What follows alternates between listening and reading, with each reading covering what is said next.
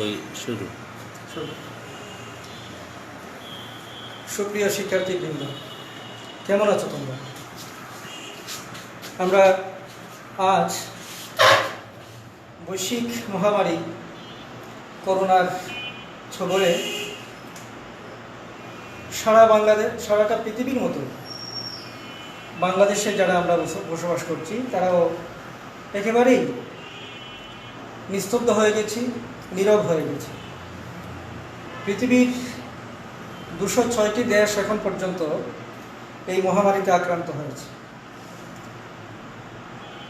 যার ফলশ্রুতিতে উন্নত বিশ্বের সবকটি দেশ তার শিক্ষা ব্যবস্থা সহ সকল কিছু আপাতত স্থগিত করে ফেলেছে। এর ধারাবাহিকতায় আমাদের দেশেও আমরা দেখতে পাচ্ছি ইতিমধ্যে এই করোনা ভাইরাস মহামারী আকার ধারণ করতে যাচ্ছে। বিশেষ করে অত্যন্ত দুঃখের সাথে আমরা বলছি বা দেখতে পাচ্ছি যে আমাদের হবিগঞ্জ জেলাও ইতিমধ্যে অত্যন্ত একটা নাজুক পরিস্থিতির দিকে এগিয়ে যাচ্ছে। গতকাল পর্যন্ত আমরা লক্ষ্য করেছি প্রায় 48 জন মানুষ ইতিমধ্যে আক্রান্ত হয়েছেন এবং দুইজন মানুষ করোনা আক্রান্ত হয়ে মৃত্যুবরণ করেছেন। আমরা তাদের বিদেহী আত্মার মাগফিরাত কামনা করছি। পাশাপাশি আল্লাহ রাব্বুল আলামিন যেন আমাদেরকে এই বৈশ্বিক মহামারী থেকে উদ্ধার করে খুব সত্বর আমাদের স্বাভাবিক পরিস্থিতিতে ফিরিয়ে নিয়ে যান। তার জন্য আমরা নিজ নিজ ধর্মমতে আমাদের স্রষ্টা আল্লাহ ভগবান ঈশ্বর যাই বলি আমরা প্রার্থনা করব। বিশেষ করে বর্তমানে মুসলমান সমাজে একটা অত্যন্ত ইবাদতের সময়, উপাসনার সময়, মাহে রমজান উপস্থিত। এই সময়ে আমরা গভীর রাতে আল্লাহর কাছে প্রার্থনা করব আল্লাহ যেন আমাদেরকে এই সব ধরনের বিপদ মুসিবত থেকে হেফাজত করে আমাদের স্বাভাবিক পরিস্থিতি ফিরিয়ে দেন। যাই হোক, প্রিয় শিক্ষার্থীবৃন্দ, তোমরা জানো বাংলাদেশের এই পরিস্থিতিতে তোমরা যখন ঘরবন্দি, পড়ালেখার সাথে তোমাদের প্রাতিষ্ঠানিক যোগাযোগ হচ্ছে না, যারা একটু আন্তরিক বা সিরিয়াস আছো তোমরা হয়তো মাঝে মধ্যে আমাদের সাথে যোগাযোগ করো কিংবা নিজেরা টেবিলে বসে বসে পড়ার চেষ্টা করছো, কিন্তু অনেকেই আজ বিচ্ছিন্ন হয়ে পড়েছে। বিশেষ করে যারা বিগত 1 তারিখে শুরু হওয়ার কথা ছিল উচ্চ মাধ্যমিক পরীক্ষা, সেই পরীক্ষায় যারা অংশগ্রহণ করার কথা ছিল, তোমরা খুবই উদ্বেগ উৎকণ্ঠার মধ্যে আছো। তোমাদের কথা বিবেচনা করেই আমরা আলিফ ইসলাম চৌধুরী সরকারি কলেজের পক্ষ থেকে গুরুত্বপূর্ণ তোমাদের কাছ থেকে আমরা চেয়েছি কোন কোন টপিকে ক্লাস নেব। এর ভিত্তিতে আমরা ইতিমধ্যে বেশ কিছু ক্লাস তোমাদেরকে দিয়েছি। গতকাল আমি আমাদের বাংলা ফার্স্ট পেপারের একটি ক্লাস তোমাদের জন্য আমার একজন শিক্ষককে দিয়ে নিয়েছি। আমরা দেখেছি তোমরা যথেষ্ট অংশগ্রহণ করেছো, এই জিনিসটা আমাদের জন্য উৎসাহব্যঞ্জক। তোমরা এভাবে ক্লাসে থাকবে। তোমাদের অনুরোধের প্রেক্ষিতে আমি বাংলা দ্বিতীয় পত্রের প্রত্যয় নিয়ে আজ কথা বলব। তোমরা অনেকেই আমার নোটিশ করার পর সাড়া দিয়েছো, অনেকে ফোনে বলেছো তোমাদের বেশ কিছু পছন্দের বিষয় আছে। এর মধ্যে তোমরা বেশি আমাকে বলেছো প্রত্যয় সমাস নিয়ে কথা বলতে। তোমাদের অনুরোধের প্রেক্ষিতেই আমি আজ প্রত্যয় বিষয়টা নিয়ে কথা বলবো। যদিও আমি তোমাদের ক্লাসে প্রত্যয়টা পড়িয়েছি, বিশ্লেষণ করেছি, হয়তোবা তোমাদের সমস্যা বাংলা দ্বিতীয় পত্রের যে কয়টা বিষয় আছে এই বিষয়গুলোর মধ্যে প্রত্যয় একটা কঠিন বিষয় শিক্ষার্থীদের জন্য। আর অন্য অর্থে আমরা যদি বলি সহজ বলতে কিছু নেই, কঠিন বলতেও কিছু নেই।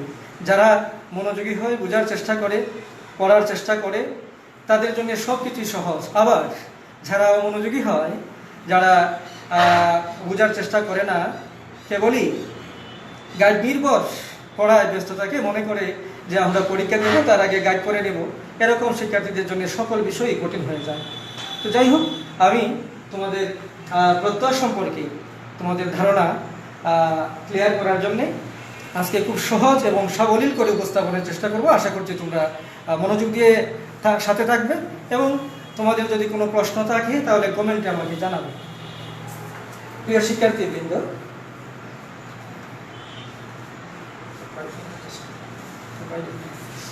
আমরা দেখছো আমি লিখছি তোমাদের আজকের যে বিষয়টা হলো প্রত্যয়।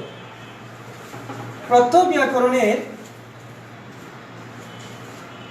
আলোচ্য যে চারটি বিষয় আমরা জানি, ধ্বনিতত্ত্ব, রূপতত্ত্ব, বাক্যতত্ত্ব এবং অর্থতত্ত্ব। এই চারটি বিষয় ব্যাকরণ আলোচনা করে। এর মধ্যে আমাদের প্রত্যয় হচ্ছে রূপতত্ত্ব বা শব্দতত্ত্বের অংশ, ওইখানে আলোচিত হয়। আর প্রত্যয়টা মূলত শব্দ গঠনের একটি উপায়, এটা তোমরা জানো, আমি আলোচনা করেছি। প্রত্যয় কি? প্রথম প্রশ্ন যদি আসে যে প্রত্যয় কি, তাহলে আমরা বলবো কি?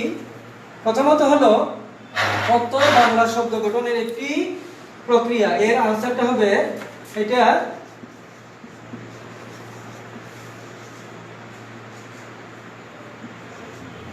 বাংলা শব্দ গঠনের একটি প্রক্রিয়া।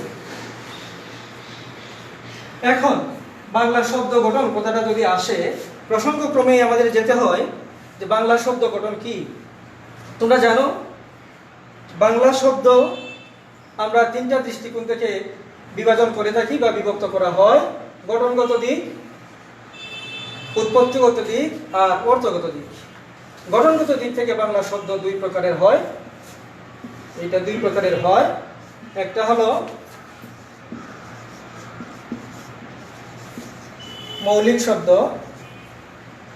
আর আরেকটা কি আমরা জানি, আরেকটা হচ্ছে সাধিত শব্দ। শব্দ গঠনে যে বিষয়টা আলোচিত হয় সেটা হলো এই 2 নম্বর বিষয়টা, সাধিত শব্দ নিয়ে আমরা কথা বলি। অর্থাৎ মানুষ তার প্রয়োজনে মৌলিক শব্দকে ভিত্তি করে যে নতুন নতুন শব্দ তৈরি করে, সেই শব্দগুলোকে বলা হয় সাধিত শব্দ। আর আমাদের প্রত্যয়টা ওই সাধিত শব্দ গঠনেরই একটি প্রক্রিয়ার নাম। আমার মনে হয় তাহলে আজকে কিন্তু আমরা মৌলিক শব্দ, একটা শব্দ কিন্তু আমাদের আলোচনার বিষয় নয়, আলোচনার বিষয় প্রত্যয়। কিন্তু প্রসঙ্গক্রমে যেহেতু শব্দ গঠনের বিষয় আসে, এই কারণে আমি তোমাদেরকে নিয়ে গেলাম যে আমাদের সাধিত শব্দ সমূহ বেশ কিছু প্রক্রিয়ায় আমরা গঠন করি। এর মধ্যে সমাস এবং প্রত্যয় হচ্ছে মৌলিক দুইটি প্রক্রিয়া। এই দুটি প্রক্রিয়া ছাড়াও আরো কিছু প্রক্রিয়া আছে, জানো তোমরা। বিভক্তি যুগে আমরা শব্দ গঠন করি, সন্ধি যুগে শব্দ গঠন করি, উপসর্গ যুগে শব্দ গঠন করি, পদ পরিবর্তনের মাধ্যমে আমরা শব্দ গঠন করি, দ্বৈত শব্দ বা শব্দ দ্বৈত বলি আমরা, শব্দ দ্বৈতের মাধ্যমে আমরা শব্দ গঠন করি, পদ পরিবর্তনের মাধ্যমে শব্দ গঠন করা যায়। কিন্তু মূলত শব্দ গঠনের আসল দুইটি প্রক্রিয়া, বাকি প্রক্রিয়াগুলো সমাস এবং প্রত্যয়ের মধ্যেই এসে যায়, বিভিন্নভাবে এসে যায়। তো যা আমরা এখন আলোচনা করছি আমাদের সাধিত শব্দ গঠনের অন্যতম একটি প্রক্রিয়া প্রত্যয় নিয়ে।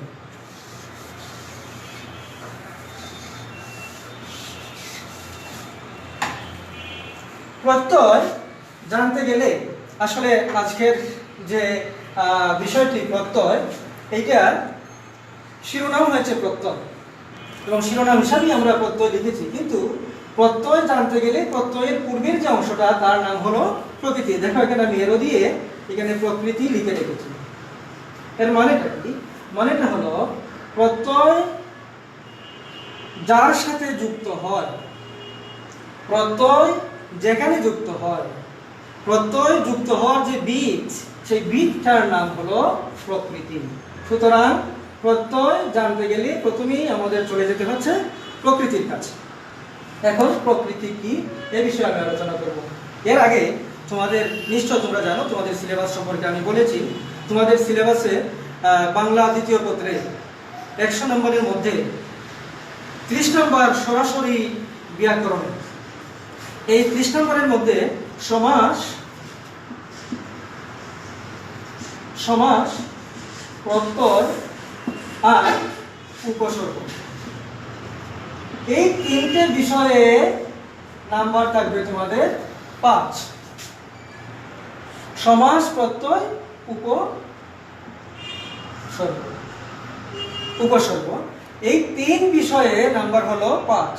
এর মানে এই 3টে বিষয় থেকে যে কোনো 2টা বিষয়ে প্রশ্ন থাকবে, অল্টারনেটিভ, একটার অল্টারনেটিভ আর একটা। সমাস থাকলে তার বিপরীত বা বিকল্প প্রত্যয় অথবা উপসর্গ থাকতে পারে, অথবা প্রত্যয় থাকলে বিকল্প সমাস অথবা উপসর্গ যে কোনো একটা থাকবে। এই তিনটে বিষয় থেকে যে কোনো দুইটা বিষয়ে প্রশ্ন থাকবে, তোমরা যে কোনো এক বিষয়ে আনসার করবে। এর মানে বুঝতেই পারছো এই তিনটা ব্যাপক জিনিস 5 নম্বরের জন্য তোমাদের এই তিনটা ব্যাপক জিনিস তোমাদেরকে পড়তে হচ্ছে, বুঝতে হচ্ছে। এর মানে পড়তে হবে বেশি, পাইতে হবে কম। এই অল্প নম্বর পাওয়ার জন্য তোমাদের এই তিনটি বিষয় পড়তে হচ্ছে।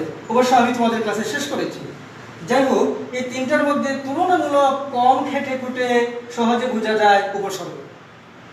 আর প্রত্যয় এবং সমাস দুটোই শিক্ষার্থীদের জন্য মোটামুটি কঠিন হয়ে যায়। যাক, আমরা তোমাদেরকে বলবো, তোমাদের পরীক্ষার সময় প্রত্যয়, সমাস, উপসর্গ যেখান থেকেই প্রশ্ন আসুক না কেন, খুব সহজে নাম্বার পাওয়ার জন্য প্রত্যয় এবং সমাস উপযোগী, তোমাদেরকে সহযোগিতা করবে। কারণ প্রত্যয় এবং সমাসের আনসারটা মোটামুটি গাণিতিক সিস্টেমের মধ্যে থাকে। যদি সঠিকভাবে তোমরা প্রশ্নের উত্তর দিতে পারো, তাহলে এই 5 থেকে তোমার হাফ নাম্বারও কাটার কোনো সুযোগ থাকে না। আর যদি তোমরা বর্ণনামূলক প্রশ্নে যাও, তাহলে কিন্তু ওইখানে তোমার নাম্বার কাটছাট করার যথেষ্ট সুযোগ থাকে। বানান ভুল হতে পারে, তোমার বাক্য গঠনের সমস্যা হতে পারে, তোমার একটা তুমি মুখস্থ করেছো, তোমরা সাধারণত বেশি মুখস্থ করো, তোমার একটা শব্দ বাদ পড়ে যেতে পারে, তাহলে কি হবে, তোমার ওইখানে নাম্বার কিন্তু কমে যাবে।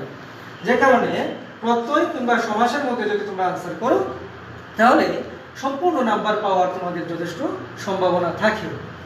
আসো আমরা প্রত্যয় এবার চলে যাই। আমরা বলছিলাম প্রত্যয় পড়তে গেলে আগে জানতে হবে প্রকৃতিকে। প্রকৃতি কি? প্রকৃতি হচ্ছে আমাদের ব্যাকরণের ভাষায়, আমরা জানি যে যত শব্দ আছে, বাংলা ভাষায় যত শব্দ আছে, শব্দগুলো প্রধানত দুই ধরনের হয়ে থাকে। কিছু শব্দ দিয়ে কাজ বোঝায় আর কিছু শব্দ দিয়ে নাম বোঝায়। এর মানে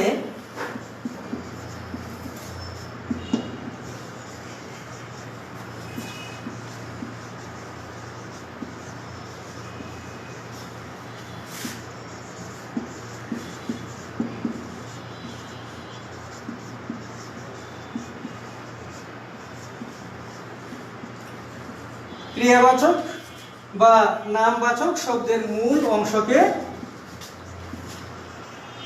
প্রকৃতি বলে। তাহলে প্রকৃতি কি?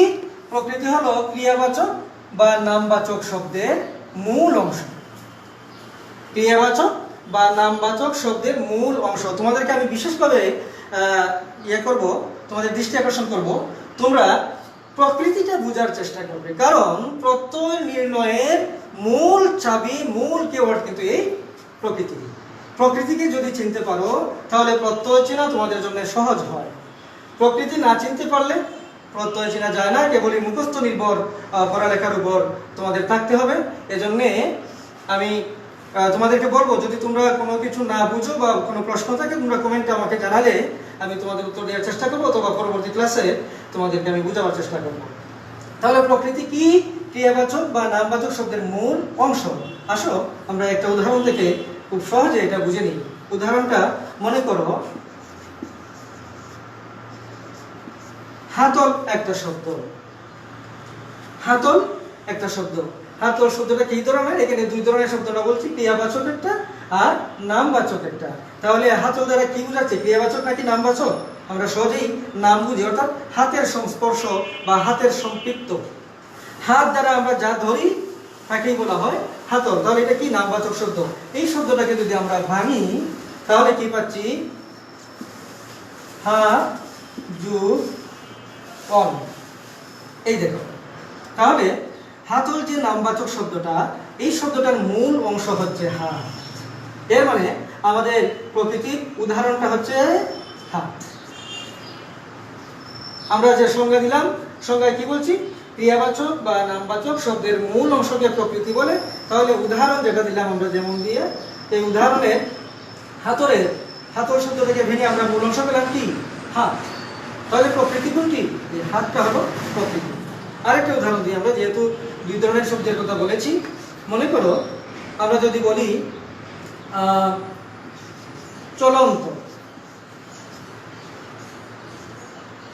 চলন্ত, চলন্ত, এটা দিয়ে আমরা ওই দুই ধরনের মধ্যে কোনটা বুঝছি? আমরা কাজ বুঝছি। চলন্ত যে চলছে, রানিং, যেটা চলমান আছে, চলন্ত। চলন্ত তাহলে ক্রিয়াবাচক শব্দ। এই শব্দটাকে যদি আমরা ভাঙি তাহলে কি হচ্ছে? চল যোগ অন্ত। এখানে কিছু কাজ আছে, এটা আমি এখন আপাতত বলছি না, পরে বলছি তোমাদেরকে। তোমরা অনেক জায়গায় পাবে, তোমরা এ ধরনের শব্দের শুরুতে একটা রুট ওভার ব্যবহার করা হয়, এখানে হস ব্যবহার করা হয়। এটার কারণ আমি পরে ব্যাখ্যা করছি। তাহলে চল যোগ অন্ত, আমরা মূল অংশটা কি পেলাম? চল। তাহলে এই চলটাও একটা প্রকৃতি। খেয়াল করো, আমরা প্রকৃতি বলছি কি? ক্রিয়াবাচক বা নামবাচক শব্দের মূল অংশ। তাহলে দুই ধরনের শব্দ আমরা পাচ্ছি, ক্রিয়াবাচক শব্দ আর নামবাচক শব্দ। যে শব্দগুলো দিয়ে কাজ করা বোঝায়, হওয়া যাওয়া করা, এগুলো তোমরা বুঝো, এগুলো ক্রিয়াবাচক শব্দ। আর যে শব্দগুলো শোনা মাত্র কোনো একটা জিনিস সম্পর্কে আমাদের স্পষ্ট আইডিয়া হয়ে যায়, একটা দ্রব্য, জিনিস, বস্তু আমাদের সামনে চলে আসে, সেটাকে বলা হয় নামবাচক শব্দ। তাহলে এই যে গাছ, মানুষ, বই, খাতা, কলম ইত্যাদি নামবাচক শব্দ। হাত, দেখো, হাত একটা মৌলিক শব্দ। এই হাত শব্দের সাথে অল নামক দুটি বর্ণ যুক্ত হয়ে আমাদের নতুন একটি শব্দ আমাদেরকে উপহার দিয়েছে। এই শব্দটা হচ্ছে হাতল। আবার এই হাতের সাথে আমরা যদি ই যোগ করি, কি হচ্ছে? কি হয়ে গেছে? হাত এখন হাতি হয়ে গেছে। হ্যাঁ, তাহলে হাত যদি হাতি হয়ে যায়, তার মূলটা কি? হাতির মূলটা কি? মূল চলে আসছে আমরা এখানে হাতে। তাহলে এই হাতটা হলো প্রকৃতি। এর মানে আমাদের এখনকার আলোচনায় আমরা স্পষ্ট বুঝতে পারলাম প্রকৃতি কয় ধরনের হতে পারে। আমার আর উত্তর দেওয়া লাগে না, এখানে ক্লিয়ার আছে। আমার এখানে ক্লিয়ার বোঝা যাচ্ছে, প্রকৃতি যদি এটা হয় ক্রিয়াবাচক বা নামবাচক শব্দের মূল অংশ, তাহলে প্রকৃতিটা হতে পারে কয় ধরনের? দুই ধরনের। প্রকৃতিটা হতে পারে দুই ধরনের।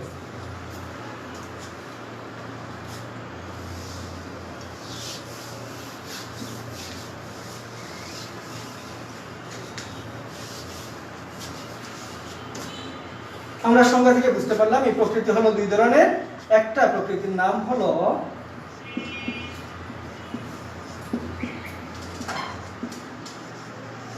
ক্রিয়া প্রকৃতি, আর আরেকটার নাম হলো নাম প্রকৃতি। আমি সোজাসুজি তোমাদেরকে যে সংজ্ঞা দিয়েছিলাম, সংজ্ঞা থেকে কিন্তু আমি এই নাম করেছি। দুইটা বাসন নাম বাসন। আচ্ছা, না, এটা দেখ, অসাধারণ, ঠিক আছে। আমি খেয়াল করেছি আমার প্রিয় ছাত্রছাত্রী বৃন্দ, তোমরা আমাদের সাথে জয়েন করেছো। ইতিমধ্যে আমার কলিগ আইসিটির অধ্যাপক জনাব আইয়ুব আলী আমার সাথে জয়েন করেছেন। আমি কৃতজ্ঞতা জানাই, ধন্যবাদ জানাই। আরও যারা অভিভাবকরা জড়ো হয়েছেন, আমি আপনাদেরকে অভিনন্দন জানাই। এবং আপনারা ঘরে বসে বসে আপনাদের ছেলে মেয়েদেরকে আমাদের ক্লাসে যুক্ত করবেন, ক্লাসগুলো বোঝার জন্য তাদেরকে উৎসাহিত করবেন, এই প্রত্যাশা রাখছি। আমরা সংজ্ঞা থেকে কিন্তু সরাসরি চলে গিয়েছি ক্রিয়া প্রকৃতি এবং নাম প্রকৃতি। আমরা সংজ্ঞার মধ্যে পেয়েছিলাম ক্রিয়াবাচক শব্দ, নামবাচক শব্দ। তাহলে ক্রিয়া প্রকৃতি এবং নাম প্রকৃতি দুই ধরনের প্রকৃতি।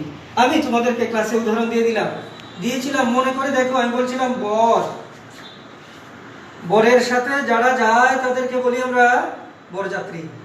হ্যাঁ, ক্রিয়া প্রকৃতির সাথে এই প্রত্যয়টা যাবে, এই প্রকৃতির সাথে প্রত্যয়ের সম্পর্ক। তাহলে ক্রিয়া প্রকৃতি আর নাম প্রকৃতি, আমরা যেহেতু শব্দ দুই ধরনের পাই, ক্রিয়াবাচক শব্দের মূল অংশ হচ্ছে ক্রিয়া প্রকৃতি।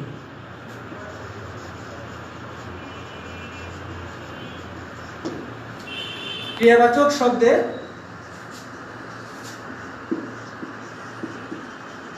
মূল অংশ হলো ক্রিয়া প্রকৃতি, আর নামবাচক শব্দের মূল অংশ হচ্ছে কি? নাম প্রকৃতি। ক্রিয়া প্রকৃতি হলো ক্রিয়াবাচক শব্দের মূল অংশ, আর নাম প্রকৃতি হলো নামবাচক শব্দের মূল অংশ। এই দুইটা বিষয় যদি আমরা বুঝতে পারি, তাহলে প্রত্যয় আমাদের জন্য বোঝা একেবারেই সহজ হয়ে যাবে। তারপর আমি তোমাদেরকে প্রত্যয় নির্ণয়ের সহজ পদ্ধতি শিখিয়ে দেবো। আপাতত আমরা বুঝলাম এই প্রকৃতি কি, প্রকৃতি কয় ধরনের হয়। প্রত্যয়ের আগেই আমরা প্রকৃতি পড়লাম, এই কারণে প্রত্যয়গুলো জড় হয়, যুক্ত হয় প্রকৃতির পিছনে। ওই যে বললাম, বরের পিছনে যারা যায় তারা হলো যাত্রী, প্রকৃতির পিছনে যারা যায় তারা হলো প্রত্যয়। এবার আসি আমরা, এখানে একটা বিষয় তোমাদের জানার দরকার, ক্রিয়া প্রকৃতির কিন্তু আরো দুটি নামও আছে। এগুলো আমি না বললে তোমরা হয়তো অন্ধকারে থেকে যাবে। ক্রিয়া প্রকৃতির আরেকটা নাম আছে, আমরা বলি ক্রিয়ামূল। ক্রিয়া প্রকৃতিকে আর কি বলা হয়? ক্রিয়ামূল। আরেকটা আছে ধাতু। আমরা ক্রিয়া প্রকৃতির আরো দুটি নাম শিখলাম। ক্রিয়া প্রকৃতি বলা হয় ক্রিয়ামূল বা ধাতু। আর এই ক্রিয়ামূল বা ধাতু বোঝানোর জন্যই আগে যে আমি রুট ওভার দিয়েছিলাম, দেখো তোমরা, যেমন মনে করো পাঠক। পাঠক শব্দটা, এইটাকে যদি আমরা ভাঙি তাহলে কি পাচ্ছি? পট যোগ এটা সংস্কৃত ধাতু। তো ধাতু বোঝানোর জন্যে তার আগে এই চিহ্নটা ব্যবহার করতে হয়। এটা হলো ধাতু বোঝানোর চিহ্ন। নামবাচক শব্দের বা নাম প্রকৃতির শব্দে কিন্তু এটা ব্যবহৃত হবে না। তাহলে ওই যে ক্রিয়ামূল বা ধাতু আমরা যখনই চিনবো যে এটা ক্রিয়া প্রকৃতি বা ধাতু, তখনই তার আগে কি দিব? রুট দিব আমরা। আর এটা হলো প্রত্যয়। এখন আমি চলে যাচ্ছি তোমাদের প্রত্যয়। ক্রিয়া প্রকৃতি আর নাম প্রকৃতি যদি আমরা বুঝে থাকি, তাহলে ক্রিয়া অর্থাৎ যে শব্দের মূল অংশ, যখন আমরা অতিরিক্ত যে অংশটা আছে সেটা বাদ দিয়ে দিই, যে অতিরিক্ত অংশটা যদি বাদ দিই তাহলে এই মূল অংশটার নাম হইল প্রকৃতি। এবং এই অংশ দিয়ে যখন কাজের সূচনা বোঝায়, করা, হওয়া, যাওয়া, খাওয়া ইত্যাদি যে কোনো ধরনের কাজ এইখান থেকে শুরু হবে, এ ধরনের যখন বোঝায় তখন তাকে বলি আমরা ধাতু বা ক্রিয়ামূল বা ক্রিয়া প্রকৃতি। আর যখন কোনো শব্দের মূল অংশ সরালেও বা অতিরিক্ত অংশ সরালেও আমরা মূল অংশ দিয়ে কোনো কিছুর নাম বুঝি, তাকে বলা হয় নাম প্রকৃতি। যেটার উদাহরণ আমি একটু আগে দিয়েছিলাম হাতল দিয়ে। আরেকটা আমরা দিতে পারি, দেখো, ইতিহাস যোগ কি সমান কি হচ্ছে? ঐতিহাসিক। তাহলে এখানে মূল অংশ কোনটি? ঐতিহাসিক শব্দটার মূল অংশ আমরা পেয়ে যাচ্ছি ইতিহাস। ইতিহাস দিয়ে কি বুঝি আমরা? নাম বুঝি। তাহলে এটাকে বলা হচ্ছে নাম প্রকৃতি। আর নাম প্রকৃতিরও আরো দুটি নাম আছে। নাম প্রকৃতিরও আরো দুটি নাম আছে ওই ক্রিয়া প্রকৃতির মতো। কি নাম প্রকৃতি? আরো দুটি নাম হলো, এই নাম প্রকৃতি দুটি নাম হলো, একটা আমরা বলতে পারি শব্দ প্রকৃতি, আর আরেকটা হলো প্রাতিপদিক। এগুলো আমি বারবার তোমাদেরকে আলোচনা করেছি। তোমরা জানো আমি যখন ক্লাস নেই, যতক্ষণ তোমরা ক্লিয়ার না হও আমি কিন্তু এই সাবজেক্টটা ছাড়ি না। আমি বারবার তোমাদের ক্লিয়ার করেছি। এরপরে দেখো, খেয়াল করো, আজকের ক্লাসটা বিশেষ করে দ্বাদশ শ্রেণীর জন্য খুবই গুরুত্বপূর্ণ। কারণ একাদশে আমি ব্যাকরণ পড়াই না, যদিও পড়ানোর নির্দেশ আছে। আমরা সাহিত্যই পড়াই একাদশে, দ্বাদশে আমরা ব্যাকরণ পড়াই। তো ফার্স্ট ইয়ারের বা একাদশের যদি ছেলেমেয়েরা সংযুক্ত হয়ে থাকো, তোমাদের জন্য ওইটা কার্যকর, তোমাদের জন্য কাজে লাগবে। যেহেতু সেকেন্ড ইয়ারে এখন তোমরা পড়বে, তোমরা খেয়াল করতে পারো। প্রাতিপদিক, নাম প্রকৃতি, শব্দ প্রকৃতি, এই তিনটা হলো এই প্রকৃতির নাম। আর ক্রিয়া প্রকৃতি, ক্রিয়ামূল, ধাতু, এটা হলো ক্রিয়া প্রকৃতির নাম। এই তিনটা নাম নিয়ে আমরা একটা দুর্গজালে পড়ে যেতে পারি। যে কারণে আমি বলবো তোমরা তিনটা নামের দরকার নেই, শুধু জানা থাকা দরকার যে তিনটা নাম আছে। তবে আমরা চিনবো, আমরা যখন প্রত্যয়ে কাজ করব তখন আমরা ওইটাকে চিনবো নাম প্রকৃতি হিসেবেই, আর এইটাকে চিনবো আমরা ধাতু হিসেবে। ক্রিয়া প্রকৃতিকে চিনবো আমরা কি? ধাতু হিসেবে। আর নাম প্রকৃতিকে আমরা এই নাম প্রকৃতি হিসেবে আমরা চিনবো বা উল্লেখ করবো। তখন আমাদের জন্য আর সমস্যায় পড়তে হবে না। আপাতত আমরা প্রকৃতি সংক্রান্ত এই আলোচনা শেষ করে আমরা চলে যাচ্ছি আমাদের আজকের মূল আলোচনায়।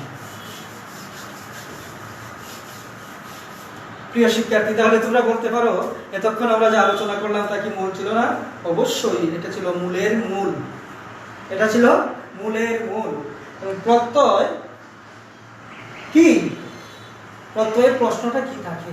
আগে আমি তোমাদের প্রশ্নটা লিখে দিই, তারপর আমার আলোচনাটা তোমাদের জন্য সহজ হবে। পরীক্ষায় বোর্ড প্রশ্ন কি থাকে?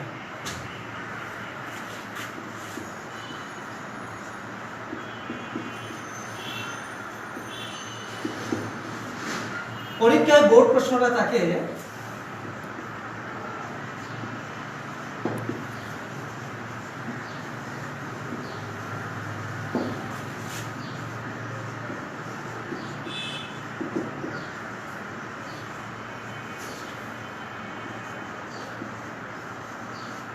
প্রশ্ন আসে কিনা একটু প্রশ্ন আসে। নিচের শব্দগুলোর প্রত্যয়ের নাম সহ প্রকৃতি ও প্রত্যয় নির্ণয় করো। এই হলো বোর্ডের প্রশ্ন। প্রত্যয়ের উপরে যেটা যুগ যুগ ধরে যে প্রশ্নটা চলে আসছে দ্বাদশে অর্থাৎ উচ্চ মাধ্যমিক পর্যায়ে। তাহলে তোমার কাজ কয়টা দেবে? কাজ কয়টা? নিচের শব্দগুলো মানে তোমাকে দেওয়া থাকবে শব্দ, প্রশ্নপত্রে তোমাকে কিছু শব্দ দেওয়া থাকবে, 9টা শব্দ দেওয়া থাকবে। 9টা থেকে 5টার আনসার করতে হবে। 5টার 5 নাম্বার তোমার দেওয়া থাকবে। তাহলে নিচে যে শব্দগুলো দেওয়া থাকবে এই শব্দগুলোর মধ্যে তোমার কাজ কি? প্রত্যয়ের নাম, প্রকৃতি, প্রত্যয় নির্ণয় করা। কাজটা কি? তাইলে 3টা কাজ। এই 3টা কাজ করার পর তোমার 1 নাম্বার নিশ্চিত হবে, 1 পাবে। এরকম 5টা প্রশ্নের 5টা শব্দের প্রত্যয়ের নাম, প্রকৃতি, প্রত্যয় নির্ণয় করার পর তোমার 5 নাম্বার অ্যানসার হবে। এই প্রশ্নটা মাথায় রেখে যদি আমরা পড়ি তাহলে আমাদের কাজ হচ্ছে কি? প্রত্যয়ের নাম, প্রকৃতি নির্ণয় করা, প্রত্যয় নির্ণয় করা। তাহলে এই প্রশ্নের উত্তরটার দৌড়ান আমি তোমাদের বলি, গাণিতিক পদ্ধতিটা এভাবে দিয়ে দিই আমরা কিভাবে আনসারটা করতে হয়। আনসারটা হলো প্রথমে লিখতে হবে প্রদত্ত শব্দ, তারপরে প্রশ্ন তোমাকে দিচ্ছে প্রকৃতি, যোগ দিবা তুমি এখানে দিয়ে লিখবা প্রত্যয়, এরপর তোমার প্রত্যয়ের নাম। এই হলো প্রত্যয়ের যে প্রশ্নটা থাকে এই প্রশ্নের উত্তর করার পদ্ধতি। কেমন? এখন আসো, আমি যে 2টা উদাহরণ দিয়েছিলাম তোমাদেরকে, প্রদত্ত শব্দ যদি ধরি নেই আমরা ঐতিহাসিক, আরেকটা শব্দ দিয়েছিলাম আমি কি? চলন্ত। উদাহরণ আমি তোমাদের দিচ্ছি। এই শব্দটা তোমাকে দেওয়া আছে, দেওয়ার পর এখন তোমার কাজ হলো প্রকৃতি নির্ণয় করা, প্রত্যয় নির্ণয় করা, প্রত্যয়ের নাম লিখা। এই পদ্ধতিতে যদি তুমি যাও, এতক্ষণ আমি তোমাকে প্রকৃতি শিখাইছি, প্রকৃতি সম্পর্কে আমি বলেছি। এখন তোমাকে এখানে লিখতে হবে প্রত্যয়।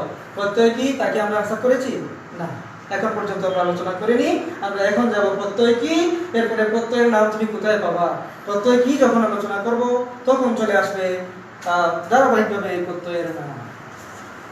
এই নোট রাখবা, যারা তোমরা আছো আজকে আমার ক্লাসে যারা সংযুক্ত আছো, তোমরা খাতা কলম নিয়ে অবশ্যই এই পদ্ধতিগুলো নোট রাখবা, লিখে রাখবা, তাহলে তোমার জন্য সহজ হয়ে যাবে।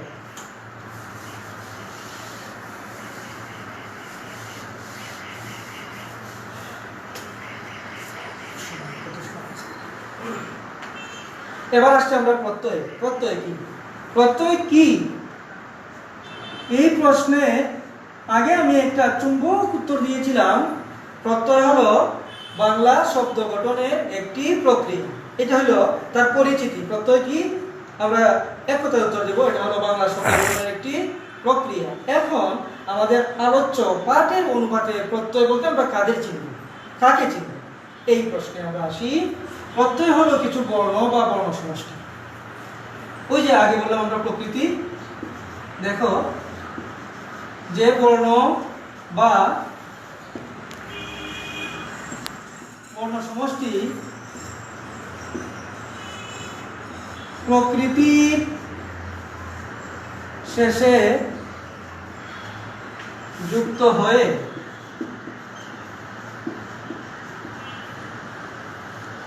নতুন শব্দ তৈরি করে তাকে কি বলে? প্রত্যয় বলে। যে বর্ণ বা বর্ণ সমষ্টি, এর অর্থটা কি, মানেটা কি? বর্ণ একটা হতে পারে, একাধিক হতে পারে। যে বর্ণ বা বর্ণ সমষ্টি কার শেষে যুক্ত হয়? প্রকৃতির শেষে। ইতিমধ্যে যেহেতু আমরা প্রকৃতি নিয়ে আলোচনা করেছি, সুতরাং এখন আমার প্রকৃতি লিখতে আর আপত্তি হওয়ার কথা নয়। প্রকৃতি আমরা জেনেছি, শব্দ, ক্রিয়াবাচক হোক, নামবাচক হোক, তার মূল অংশ হলো প্রকৃতি।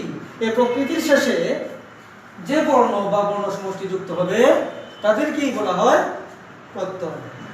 আমি আবার বলছি, প্রকৃতির শেষে যে বর্ণ বা বর্ণ সমষ্টি কি হয়? যুক্ত হয়। যুক্ত হয়ে কি করে? তার কাজটা কি? শব্দ তৈরি করে। তাহলে প্রত্যয় হলো কিছু বর্ণ, এটা বাংলা বর্ণমালারই বর্ণ। এই বর্ণগুলোর নামই প্রত্যয়। কখন? যখন সে প্রকৃতির শেষে যুক্ত হয়। এই বর্ণগুলোর বিভিন্ন পরিচয় আছে। এই বর্ণগুলো কখনো বা বিভক্তি হয়ে যায়, কখনো হয় অনুসর্গ, কখনো উপসর্গ, কখনো বিভক্তি, তাই না? তাইলে এখানে হচ্ছে কিন্তু প্রত্যয়। কখন? আমাদের দেখো, আমরা মানুষ, আমাদের পরিচয় ক্ষেত্র ভেদে অনেকটা হয়। আমি এখানে আছি, আমি একজন মানুষ, এখানে আমার পরিচয়। এখন আমি ক্লাস নিচ্ছি, আমি শিক্ষক। আমি যখন কোনো যানবাহনের কাছে যাব, যানবাহনে আমি কোথাও যাব, যানবাহনে আমার পরিচয় কি? আমি যাত্রী। আমি যখন কোনো দোকানে যাই কোনো কিছু ক্রয় করার জন্য, তখন আমার পরিচয় কি হয়? আমি ক্রেতা। ঠিক এরকম ভাবে বর্ণগুলো বিভিন্ন সময় বিভিন্ন নাম ধারণ করে।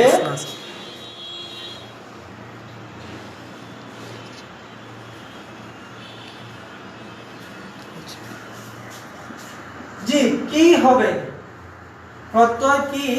ধন্যবাদ আমার অতি প্রিয় সাংবাদিক অভিজিৎ ভট্টাচার্য, আপনি বাংলা নিয়ে যথেষ্ট সচেতন। প্রত্যয় কি? একটা এখানে কি, আমি যত এখন আপনি আমাকে অন্য সঙ্গে নিয়ে যাচ্ছেন, আমি এখানে যাবো না, আপনাকে আমি পার্সোনালি বলবো কি। এই কিটা হলো যে কির উত্তরে শুধু এক কথায় উত্তর আসে, হ্যাঁ অথবা না। কেবল হ্যাঁ অথবা না দিয়ে, আমি সংক্ষেপে বলছি আপনাকে, এটা বিস্তারিত উত্তর আমার কাছে আছে। হ্যাঁ কেবল না দিয়ে উত্তর সারা যায়, সেখানে কি আসে? তুমিও কি যাবে? তুমি গিয়েছিলে কি? তোমার আমাকে চেনো কি? এ ধরনের। এর চেয়ে যখন আমরা একটু বড় ধরনের আনসারে যাই, তাকে ক্রিয়া বিশেষণ বলে। আমরা বলছি ওইখানে কি হবে, তার উত্তরে যখন বড় কিছু থাকে, বিশেষ কিছু থাকে, বিশ্লেষণাত্মক কিছু থাকে। এই কারণে প্রত্যয় কি, এটা দীর্ঘ ইকার দিয়েই হবে। ধন্যবাদ আপনাকে। আমি যাচ্ছি আমাদের তাহলে প্রকৃতির শেষে যুক্ত হওয়া যে শব্দগুলো, এই বর্ণগুলো, সেটা একটা বর্ণ হতে পারে, একাধিক বর্ণ হতে পারে। এগুলোকে কি বলে? প্রত্যয় বলে। আমার মনে হয় প্রত্যয় সম্পর্কে আইডিয়াটা উদাহরণ দিলে তোমরা একেবারে পরিষ্কার হয়ে যাবে। আমরা আগের যে উদাহরণ সেটাই নিয়ে আসছি। আমি একটা উদাহরণ নিয়ে আসি। আমরা যদি বলি যে ঐতিহাসিক শব্দটাকে আমরা আলোচনায় নিয়ে এসেছিলাম, ঐতিহাসিক শব্দটাকে যখন আমরা ভাঙলাম, তখন প্রকৃতি পেলাম কি? আমরা ইতিহাস লিখেছি, কি? ইতিহাস। আর ওইখানে ছিল ইক।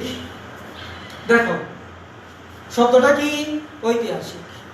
ঐতিহাসিক শব্দটাকে ভাঙলে আমরা প্রকৃতি কি পাচ্ছি? মূল শব্দটা পাচ্ছি ইতিহাস। তাহলে ইতিহাসটা হলো প্রকৃতি, আর ইতিহাসের সাথে এই যে দুটি বর্ণ যুক্ত হলো ইক, ওইটার নাম হলো প্রত্যয়।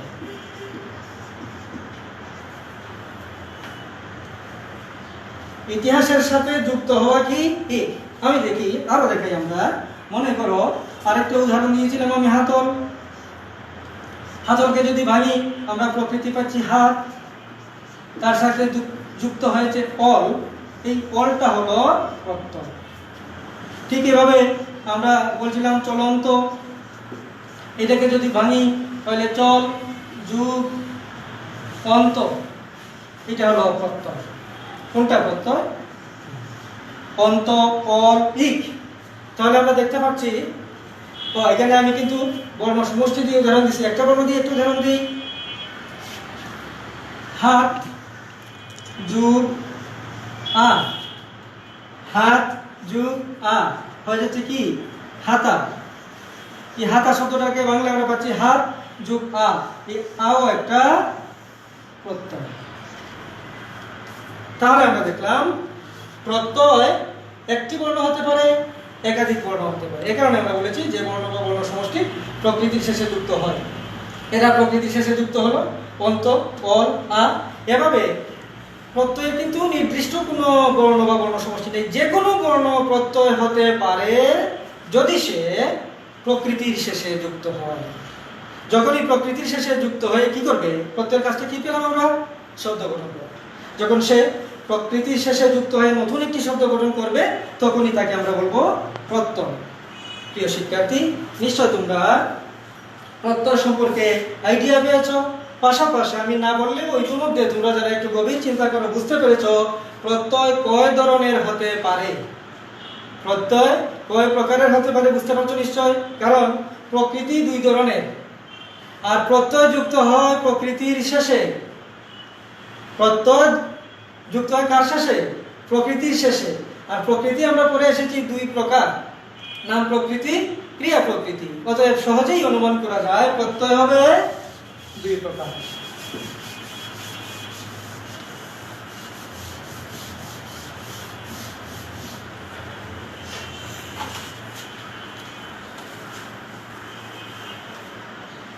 প্রত্যয় আমরা সহজেই অনুমান করতে পারছি প্রত্যয়টা কি হবে, দুই প্রকার হবে।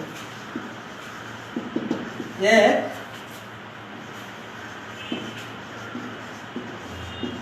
প্রত্যয়, আর দুই হলো তদ্বির প্রত্যয়। প্রত্যয়টা দুই প্রকার হবে, একটা হলো কৃত প্রত্যয় আর একটা হলো তদ্বির প্রত্যয়। এখন প্রকৃতি কি তাও আমরা জেনেছি, প্রত্যয় কি তাও আমরা জেনেছি। এখন আমরা জানবো শুধু কৃত প্রত্যয় কাকে বলে আর তদ্বির প্রত্যয় কাকে বলে। এটা তোমাদের খুব খেয়াল করার বিষয়, এই জিনিসটা ইয়া করবা, খুব মনোযোগ দিয়ে শুনবা। কৃত প্রত্যয় হলো ওই যে বলছিলাম ধাতু বা ক্রিয়া প্রকৃতি, আমরা যাই বলি, বা ক্রিয়ামূল। ধাতু বা ক্রিয়ামূলের শেষে যে প্রত্যয় যুক্ত হয়, যুক্ত হয়ে কি করে প্রত্যয়ের কাজ আগে আমরা বলেছি, ধাতু বা ক্রিয়ামূলের শেষে যে প্রত্যয় যুক্ত হয়ে নতুন শব্দ গঠন করে তাকে কৃত প্রত্যয় বলে।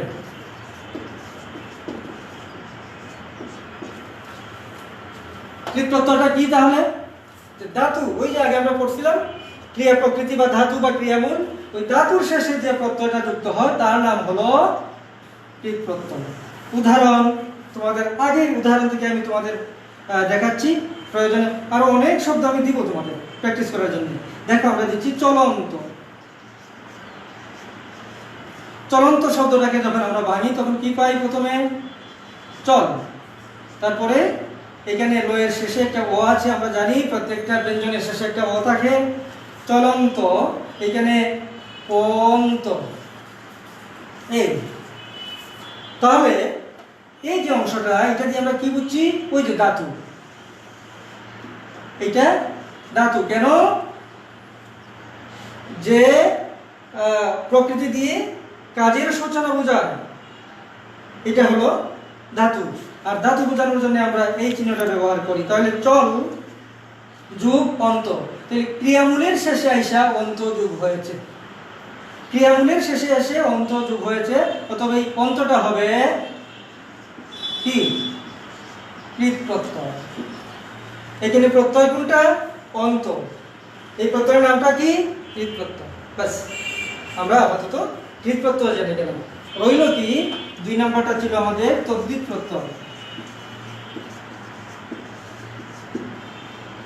তাহলে এটা যদি ধাতু বা ক্রিয়ামূলের শেষে যুক্ত হয়ে থাকে, ওইটা কার সাথে যুক্ত হবে আমরা জেনেছিলাম, নাম প্রত্যয়।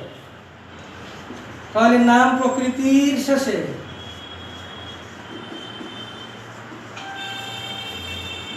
যে প্রত্যয়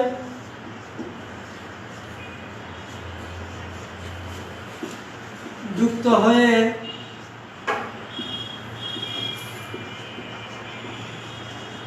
নতুন শব্দ গঠন করে তাকে বলবো আমরা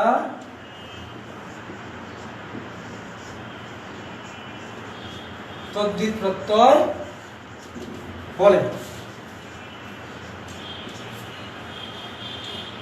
আগেরটা ছিল ধাতুর শেষে যুক্ত হওয়া, আর এখন হলো নাম প্রকৃতির শেষে যুক্ত হওয়া। তাহলে প্রত্যয় নির্ণয়ের মূল বিষয়টা কিন্তু প্রকৃতি। প্রত্যয়ের নাম লিখতে হলে আমাকে যেতে হবে কার কাছে? প্রকৃতির কাছে। দেখতে হবে প্রকৃতিটা কি, এটা নাম প্রকৃতি নাকি ক্রিয়া প্রকৃতি। যদি নাম প্রকৃতি হয় তাহলে দেখো এটা উদাহরণটা আমরা দিচ্ছি। আমরা বলছিলাম কি ঐতিহাসিক। আচ্ছা, এই ঐতিহাসিক যদি আবার দিই আমরা, ভাঙি যদি কি আসছে? ইতিহাস যুগ কি, তাহলে ওইখানে প্রকৃতি কোনটা? প্রকৃতি হলো ইতিহাস। প্রত্যয় কোনটা? প্রকৃতির শেষে যেটা যুক্ত হয়েছে।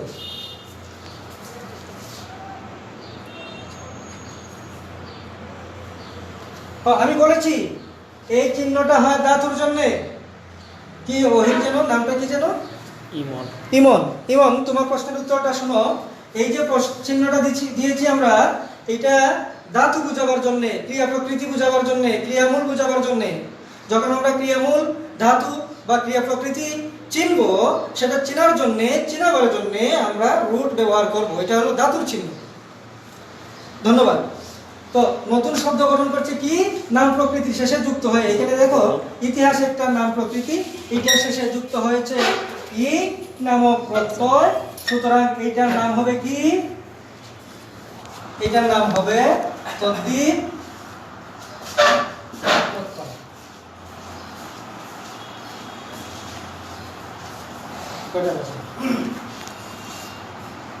ক্রিয়া শিক্ষার্থী বৃন্দ,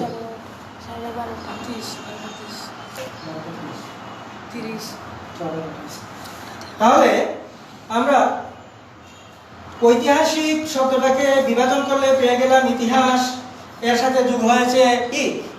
এর মানে প্রকৃতি হলো ইতিহাস, প্রত্যয় হলো ই। প্রকৃতির সাথে যারা যুক্ত হয় তাদের নাম প্রত্যয়। এখন এটা কোন প্রত্যয়? যেহেতু এটা নামবাচক প্রকৃতির শেষে যুক্ত হয়েছে, তাকে আমরা বলবো তদ্ধিত প্রত্যয়। আমার মনে হয় এবার যদি আমি তোমাদেরকে, আরো অনেক আলোচনা রয়ে গেছে, আমি একদিনের ক্লাসে, আমি তো তোমাদের কলেজেই 3-4টা ক্লাস নিয়েছিলাম সম্ভবত প্রত্যয়ের উপরে। একটা ক্লাসে প্রত্যয় শেষ করা যায় না। এখন পর্যন্ত আমরা যা করলাম, প্রত্যয় 2 প্রকার, আর এই 2 প্রকারের প্রত্যয়ের নাম হলো কৃৎ প্রত্যয়, তদ্ধিত প্রত্যয়। কৃৎ প্রত্যয় এবং তদ্ধিত প্রত্যয় চিনবার উপায় কি? চিনবার উপায় হলো প্রকৃতি চেনা। প্রত্যয়ের নাম লিখবার আগেই আমাকে যেতে হচ্ছে কার কাছে? যেহেতু প্রত্যয় গঠিত শব্দটা প্রকৃতি যুগ প্রত্যয়, এরপরে যেহেতু প্রত্যয়ের নাম হয়,